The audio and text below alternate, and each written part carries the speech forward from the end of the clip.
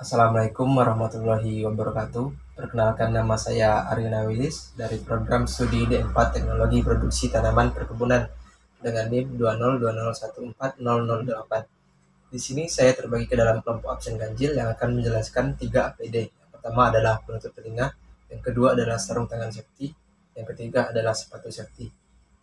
Di sini saya akan menjelaskan tentang standar dan peraturan yang digunakan pada APD tersebut. Yang kedua adalah fungsi dari APD. Yang ketiga adalah contoh kecelakaan yang bisa terjadi jika kita tidak menggunakannya. Yang pertama adalah penutup telinga.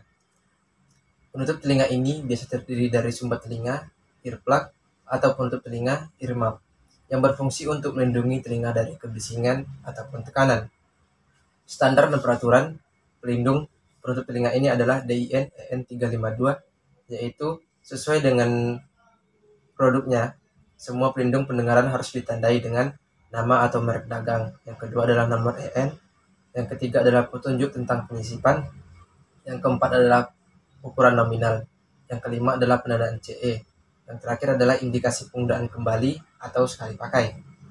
Berbagai bagian dari standar DIN EN 352-1 tentang persyaratan penutup telinga juga mengatur persyaratan untuk penutup telinga yang terpasang pada helm pengamanan industri, persyaratan keselamatan, dan pengujian penutup telinga tergantung level.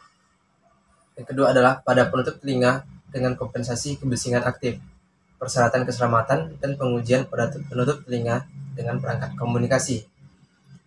Berdasarkan peraturan, penggunaan penyumbat telinga dianjurkan untuk kebisingan berkelanjutan. Bila penutup telinga cenderung menimbulkan banyak keringat, bila kacamata pengaman juga digunakan saat mengenakan alat pelindung lain seperti pelindung kepala, pelindung pernapasan, dan pelindung wajah, bersama penutup telinga selama kebisingan ekstrim dalam sewaktu singkat. Contoh kecelakaan jika kita tidak menggunakan APD penutup telinga adalah jika pekerja sedang berada di area dengan tingkat kebisingan yang kuat, pekerja dapat mengalami gangguan pendengaran. Baik, kita akan beralih ke APD yang kedua adalah sarung tangan pelindung atau sarung tangan safety. Sarung tangan ini berfungsi untuk melindungi jari-jari tangan dari api, suhu panas, suhu dingin, radiasi arus listrik, bahan kimia, benturan, pukulan, tergores benda tajam, ataupun infeksi dari zat patogen seperti bakteri dan virus. Sarung tangan ini terbuat dari material yang beraneka macam, tergantung dari kebutuhan. Ada yang terbuat dari logam, kulit, kanvas, kain, karet, dan sarung tangan safety yang tahan terhadap bahan kimia. Standar dan peraturan adalah sarung tangan idealnya harus tahan robek, tahan bocor, biocompatibility, dan pas pada tangan.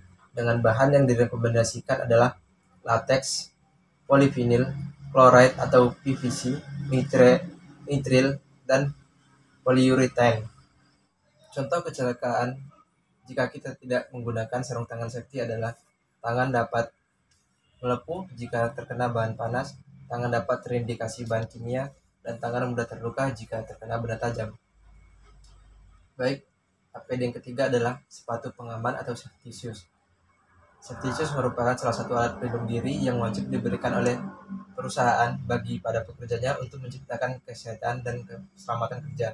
Atau ketiga, berbagai safety shoes dibuat untuk memenuhi kebutuhan pekerja sesuai dengan bidang pekerjaannya. Beda jenis pekerjaan, tentunya beda juga safety shoes yang digunakan. Semua safety shoes harus memenuhi standar nasional Indonesia atau SNI dan lulus uji, meskipun memiliki kemampuan yang berbeda-beda dan material yang berbeda-beda. Namun setiap safety shoes harus tahan terhadap minyak dan anti-slip. Standar dan peraturannya adalah IN ISO 20345.2 2011 atau sering disebut dengan ISO 20345, merupakan standar keselamatan dan keamanan yang wajib diberlakukan pada sepatu pengaman atau safety shoes. Standar tersebut merupakan standar Eropa dan sudah menjadi standar internasional yang kini wajib dimiliki oleh semua safety shoes. IN ISO 20345 juga merekomendasikan beberapa poin yang harus diperhatikan dalam memilih safety shoes. Diantaranya adalah pastikan sepatu memenuhi IN ISO 20345, bahan sepatu kulit atau sintetis, penggunaan safety shoes di indoor atau outdoor, suhu area kerja, contohnya panas atau dingin, iklim di lingkungan kerja seperti terik matahari, salju, atau hujan, bahaya pekerja yaitu adalah minyak atau penggunaan bahan kimia. Contoh kecelakaan kerjanya adalah kaki dapat terbentur benda tajam, tertimpa benda berat, pekerja dapat slip karena lokasi pekerjaan yang licin atau berminyak. Sekian video yang dapat saya jelaskan tentang APD alat pelindung diri. Yang pertama adalah penutup telinga, sarung tangan safety, sepatu safety atau safety shoes. Saya Arina Wilis mengakhiri. Assalamualaikum warahmatullahi wabarakatuh.